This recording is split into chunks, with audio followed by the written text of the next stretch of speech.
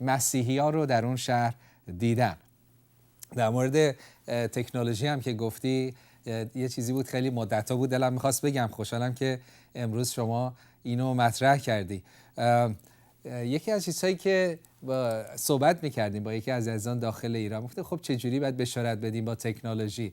بعد یه چیز میگفت میدونی این موبایلی که مردم دارن اصلا مثلا تو اتوبوس تو قطار میشینن همینطور که هستن با همدیگه عکس و فیلم رد و بدل میکنن و خیلی‌هاش هم مستهجن و زشت هست. اصلا تو اتوبوس نشستی یکی میخواد برات یه فیلم زشتی بفرسته، قبول کنی میبینی چه عکس و فیلم‌های زشتی رو دریافت کردی.